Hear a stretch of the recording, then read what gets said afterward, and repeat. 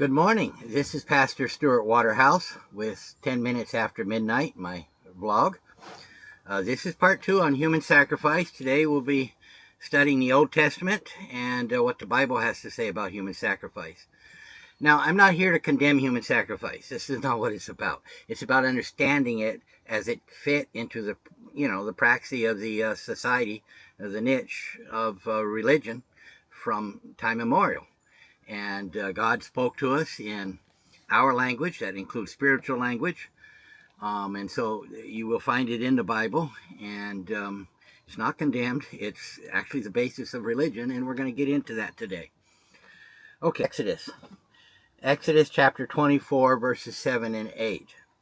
Now, in our last video, which is a prerequisite to understanding this one, we studied the origin of human sacrifice, pre-Bible times.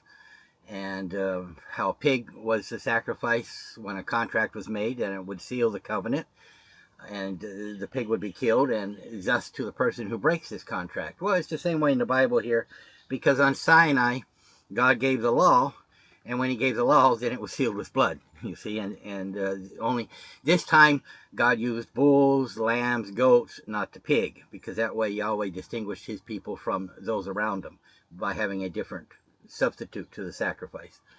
So let's read it. It's Exodus 24 verses 7 and 8. And regarding Moses, it says, "And he took the book of the covenant and read it in the audience of the people. And they said, all that the Lord has said we will do, and be obedient. And Moses took the blood and sprinkled it on the people and said, behold, the blood of the covenant, which the Lord made with you concerning all these words." And there we see that the covenant on Sinai, the law, was in fact ratified with blood, a portent of what would happen to those who break the covenant, who break the law.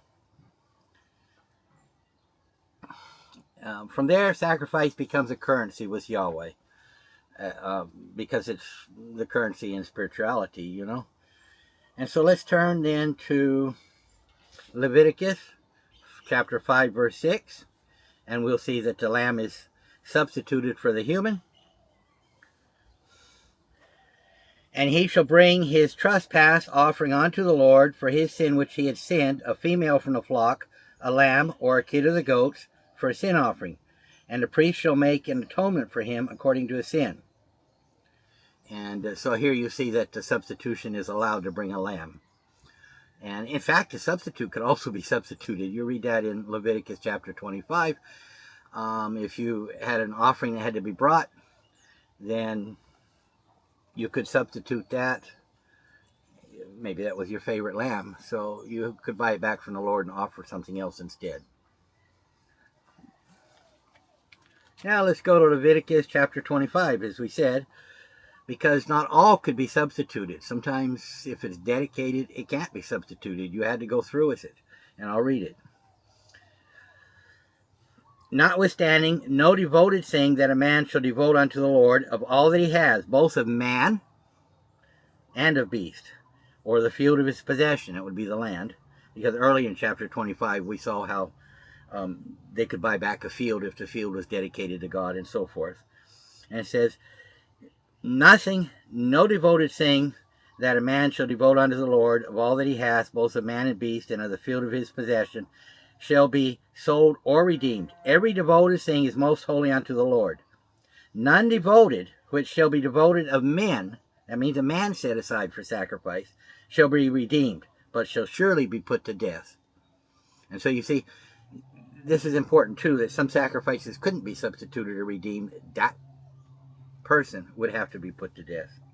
Which is why Jephthah, you'll find that in Judges chapter 11, had made a vow to God that he would sacrifice after the battle. If God gave him victory in the battle, he would sacrifice the first thing to come out and greet him.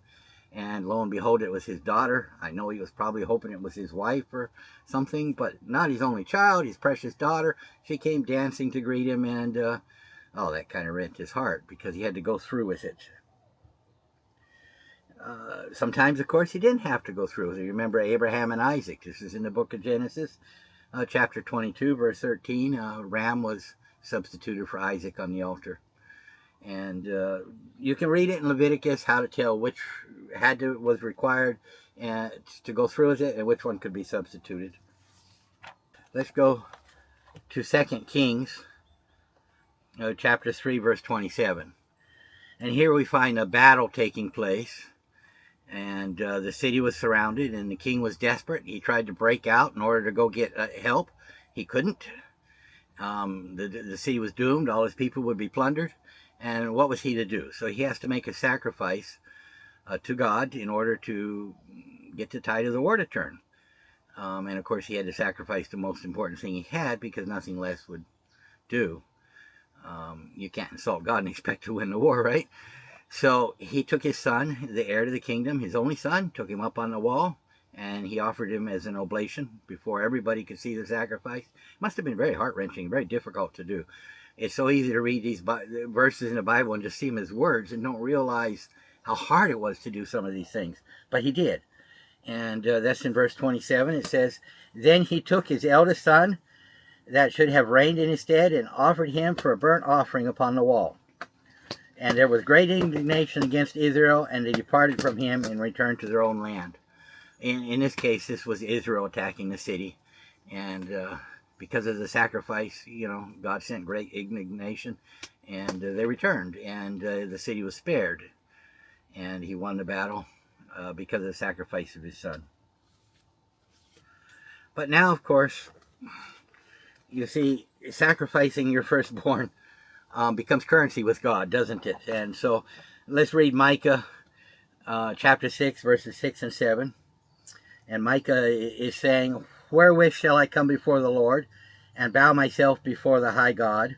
Shall I come before him with burnt offerings, with calves of a year old? Will the Lord be pleased with thousands of rams, or with 10,000s of rivers of oil?" He's asking rhetorically, because then he kind of gives the answer. He says, "Shall I give my firstborn for my transgression, the fruit of my body for the sin of my soul?" And so here's Micah asking a question about sacrificing the firstborn.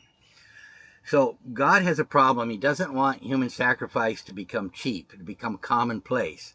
If it was commonplace, then it wouldn't be as valuable. The value would be worthless in the end, because it would take place just like they were doing with the lambs, thousands and thousands on the altar. And obviously, there's a portent here to the God sacrificing his own son, Jesus, on Calvary.